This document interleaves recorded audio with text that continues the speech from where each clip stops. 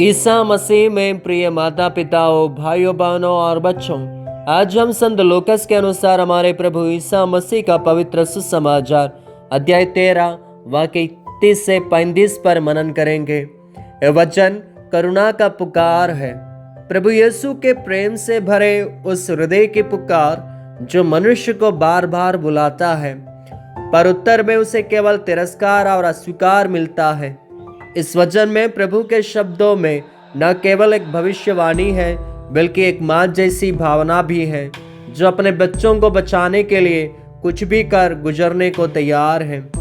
जब फरीसी यीशु को चेतावनी देते हैं कि हेरोद उन्हें मार डालना चाहता है, तब प्रभु का उत्तर चौंकाने वाला नहीं, बल्कि दिव्य स्थिरता से भरा होता है। वे न डरते हैं, न रुकते हैं। वे कहते हैं, आज कल और परसों में अपने कार्य करता रहूंगा। संत जेरोम बिब्लिकल कमेंट्री के अनुसार यह वाक्य प्रभु के मुक्ति कार्य की मजबूती को दर्शाता है। वे जानबूझकर यरूशलेम की ओर बढ़ते हैं, ये जानते हुए कि वहाँ उनका बलिदान तय है।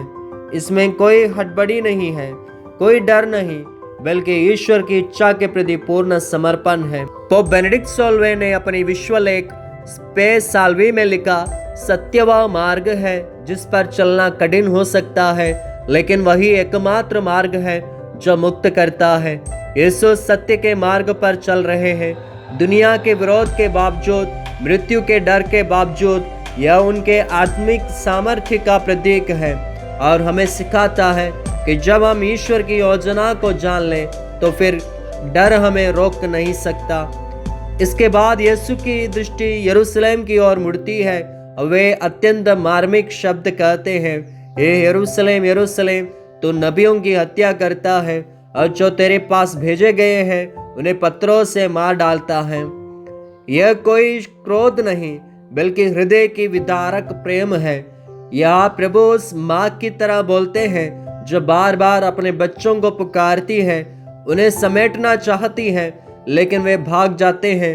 मैं कितनी बार चाहता था कि जैसे मुर्गी अपने बच्चों को अपने पंखों के नीचे समेटती है, वैसे मैं तुझे इकट्ठा कर लूं, पर तूने नहीं चाहा।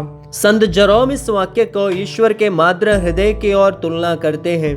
प्रभु यहाँ केवल एक शिक्षक नहीं, एक रक्षक भी है। केवल न्यायाधीश नहीं, प्रेम से भरपूर माता भी है। लेकिन यह भी स्पष्ट है कि प्रेम को जब उत्तर नहीं मिलता तो उसका परिणाम आता है। प्रभु कहते हैं, अब तुम्हारा घर उजाड़ छोड़ दिया जाएगा। एक कोई शाप नहीं है, बल्कि एक चेतावनी है, मानव स्वतंत्रता का परिणाम। वतिकान द्वितीय डॉक्यूमेंट लुमेन जेंशियो में यह स्पष्ट कहा गया है, ईश्वर हर आत्मा को पुकारते हैं, लेकिन उत्तर देने की स्वतंत्रता मनुष्य को दी गई है।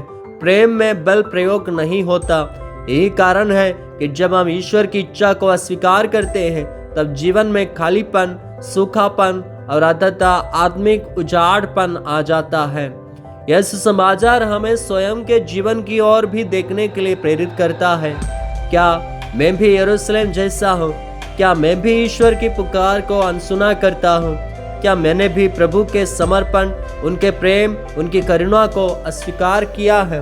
पोप फ्रांसिस अपने विश्वलेख इवांगेलिक गौदियम में लिखते हैं, ईश्वर हमें क्षमा करने से थकते नहीं, हम तक जाते हैं क्षमा मांगने से।